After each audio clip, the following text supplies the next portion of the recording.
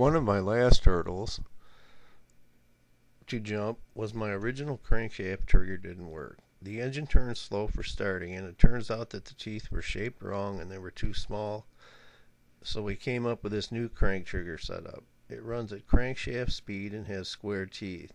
I also got rid of the VR sensor and went to a Hall effect sensor, and that solved my problem.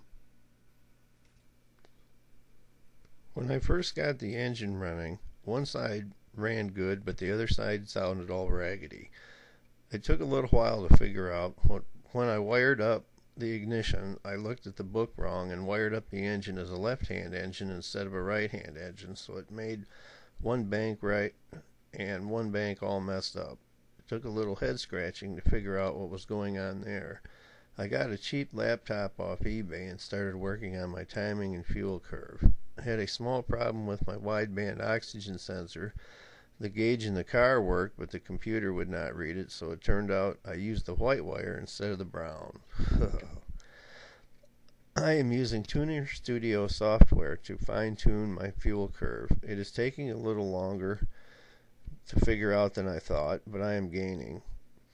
Been taking it to some car shows and starting it up, but I got a little ways to go before I'm road ready. I also added 3 switches to control the fuel pump and the fuel injectors in the ignition.